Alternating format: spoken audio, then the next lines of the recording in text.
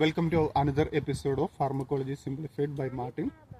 നമ്മൾ ലാസ്റ്റ് ക്ലാസ്സിൽ anti ulcer drugs അതിൻ്റെ introduction, common mechanism of action, classification എല്ലാം ഡിസ്കസ് ചെയ്തു.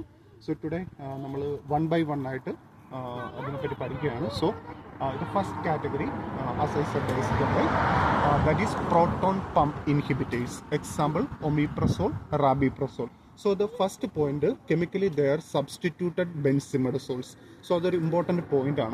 Then the mechanism of action of proton pump inhibitors. First of all, ഇത് ഒരു pro drug ആണ്. So ഇത് മെറ്റബോളൈസ് ചെയ്തിട്ട് മാത്രമേ ഇതിൻ്റെ ആക്റ്റീവ് ഫോമായിട്ട് കൺവേർട്ട് ചെയ്യുള്ളൂ. സോ ഈ ഒരു പ്രോട്ടോൺ പമ്പ് ഇൻഹിബിറ്റർ നമ്മൾ പേഷ്യൻസിൽ കൊടുക്കുമ്പോഴോ ഇത് ഇതിൻ്റെ അബ്സോർപ്ഷൻ നടക്കുന്നത് സ്മോൾ ഇൻറ്റസ്റ്റൈനിലാണ്. ദെൻ ഇത് പരൈറ്റൽ സെൽസിലോട്ട് ഡിഫ്യൂസ് ചെയ്യും. So once inside the parietal cell it is converted to its active form. ഇതിൻ്റെ ആക്റ്റീവ് ഫോം എന്ന് പറയുന്നത് സൾഫനാമൈഡ് എന്ന് പറയും.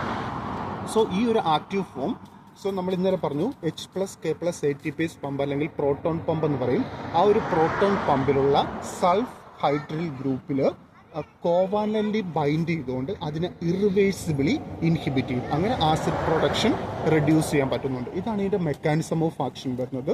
നെക്സ്റ്റ് ഈ പ്രോട്ടോൺ പമ്പ് ഇൻഹിബിറ്റേഴ്സിൻ്റെ അഡ്വൈസ് എഫക്റ്റ് ആണ്. The most important one, hypomagnesaemia. ഇത് മഗ്നീഷ്യത്തിൻ്റെ ലെവൽ ഡിക്രീസ് ചെയ്യും. Then loose stools, headache, muscle and joint pain, dizziness and drowsiness. Okay, ഇത്രയാണ് അതിൻ്റെ അഡ്വൈസ് എഫക്റ്റ് വരുന്നത്. ദെൻ ഇതിൻ്റെ drug interaction, it is very important. Omeprazole versus warfarin. നമുക്കറിയാം warfarin ഒരു oral anticoagulant ആണ്. സോ ഈ omeprazole വാർഫാറിൻ്റെ മെറ്റബോളിസത്തിന് ഇൻഹിബിറ്റ് ചെയ്യും. സോ വാട്ട് ഹാപ്പൻ, വാർഫാറിൻ്റെ കുറച്ച് ഫ്രീ ഫോംസ് ബ്ലഡിലോട്ട് വരും. അങ്ങനെ വാർഫാറിൻ്റെ അഡ്വൈസ് എഫക്റ്റ്, ബ്ലീഡിംഗ് ആണെന്ന് നമുക്കറിയാം. അപ്പോൾ ബ്ലീഡിംഗ് ടെൻഡൻസി കൂടാനുള്ള ഒരു ചാൻസ് ഉണ്ട്. അപ്പോൾ ഇത് വളരെ ക്ലിനിക്കലി റിലവൻ്റ് ആയിട്ടുള്ള ഒരു ഡ്രഗ് ഇൻട്രാക്ഷനാണ്. Then uses of proton pump inhibitor.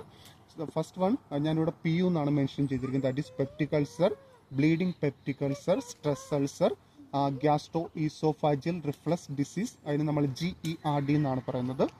ZD syndrome, that is Zollinger Ellison syndrome. So the next category H2 receptor antagonist. ഇവിടെ വരുന്ന example ranitidine and cimetidine. So the mechanism of action, ഇതും നമ്മൾ common mechanism of ആക്ഷനിൽ പറഞ്ഞായിരുന്നു. H2 receptor antagonist parietal സെൽസിലുള്ള H2 റിസപ്റ്ററിനെ കോമ്പറ്റേറ്റീവ്ലി block ചെയ്യും. So ദെയർബൈ cyclic AMPയുടെ production reduce ചെയ്യും. അങ്ങനെ acid സെക്രീഷനും decrease ചെയ്യും. സോ ഇതിൽ പ്രോട്ടോടൈപ്പ് ഡ്രഗ് എന്ന് പറയുന്നത് സിമെറ്റിഡിൻ ആണ്. സോ ഒരു വളരെ ഇമ്പോർട്ടൻ്റ് ആയിട്ട് ഇതിൻ്റെ യൂസ് വളരെ റെസ്ട്രിക്റ്റ് ചെയ്തിരിക്കുകയാണ് ഈ സിമെറ്റിഡിൻ്റെ. നമുക്ക് ഡിസ്കസ് ചെയ്യുമ്പോൾ നിങ്ങൾക്ക് ഡീറ്റെയിൽ ആയിട്ട് മനസ്സിലാവും. ഫസ്റ്റ് പോയിന്റ്, ഇതൊരു എൻസൈം ഇൻഹിബിറ്ററാണ്. അതായത് നമ്മൾ കൺകോമിറ്റൻ്റ്ലി ഈ സിമെറ്റിഡിനോടൊപ്പം തിയോഫൈലിൻ, ഫെനിറ്റോയിൻ, ഡിജോക്സിൻ അല്ലെങ്കിൽ വാർഫാരിൻ ഡ്രഗ്സ് നമ്മൾ കൊടുക്കുകയാണെന്നുണ്ടെങ്കിൽ ഈ കൺകോമിറ്റൻ്റ്ലി നമ്മൾ എടുക്കുന്ന ഡ്രഗ്സിൻ്റെ മെറ്റബോളിസത്തിനെ സിമെറ്റിഡിൻ ഇൻഹിബിറ്റ് ചെയ്യും. അപ്പോൾ ഈ ഡ്രഗ്സിൻ്റെ, അതായത് ഈ ഫെനിറ്റോയിൻ, ഡിജോക്സിൻ അങ്ങനെയുള്ള ഡ്രഗിൻ്റെ പ്ലാസ്മ ലെവൽ ഇൻക്രീസ് ചെയ്തിട്ട് അതിൻ്റെ ടോക്സിസിറ്റി ഉണ്ടാകാനുള്ള ചാൻസ് വളരെ കൂടുതലാണ്. അപ്പോൾ നമുക്കിവിടെ നോക്കി അറിയാം, ഇതെല്ലാം തന്നെ തെറാപ്യൂട്ടിക് ഇൻഡെക്സ് കുറവുള്ള ഡ്രഗ്സ് ആണ്. ഡിജോക്സിൻ ആണെങ്കിലും ഫെനിറ്റോയിൻ ആണെങ്കിലും തിയോഫൈലിനാണെങ്കിലും. അടുത്ത പോയിന്റ് എന്ന് വെച്ച് കഴിഞ്ഞാൽ ഒരു ആൻറ്റി ആൻഡ്രോജനിക് ആക്ഷൻ ഉണ്ട്. ഓക്കെ, സോ ദെയർബൈ ഇത് പ്രൊലാക്റ്റിൻ ലെവൽസ് ഇൻക്രീസ് ചെയ്യും.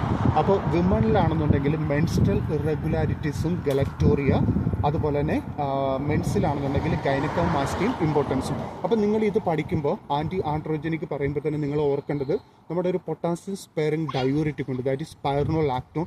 അതിനും ഈ ഒരു ആൻറ്റി ആൻഡ്രോജനിക് ആക്ഷൻ ഉണ്ട്. അതുപോലെ തന്നെ ആൻറ്റി ഫംഗലായിട്ടുള്ള കീറ്റോകോണസോളും ഉണ്ട്. ആ ഒരു ഡ്രഗിനും ഈ ആൻറ്റി ആൻഡ്രോജനിക് ആക്ഷൻ ഉണ്ട്. അപ്പോൾ നിങ്ങൾക്ക് അഡ്വൈസ് എഫക്റ്റ് കോമൺ ആയിട്ട് പഠിക്കാം. അടുത്ത പോയിന്റ്, ഈ സിമെറ്റിഡിൻ എന്ന് പറയുന്നത് ബ്ലഡ് ബ്രെയിൻ ബാരിയർ ക്രോസ് ചെയ്യും. അങ്ങനെ ഹാലുസിനേഷൻ, കൺഫ്യൂഷൻ ഉണ്ടാകാനുള്ള ചാൻസ് ഉണ്ട്. അതുകൊണ്ട് തന്നെയാണ് ഇതിൻ്റെ യൂസ് റെസ്ട്രിക്റ്റ് ചെയ്തിരിക്കുന്നത്. ദെൻ നമ്മളിപ്പോൾ കോമൺ ആയിട്ട് യൂസ് ചെയ്യുന്നത് റാനിറ്റിഡിൻ ആണ്. So compared to cimetidine it has some advantages like it is 5 times more potent than cimetidine. It has long duration of action and it has no anti-androgenic action compared to cimetidine. അതുപോലെ തന്നെ lesser permeability to enter the brain.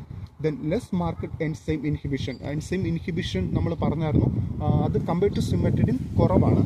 പിന്നെ uses of H2 receptor antagonist ആണ്.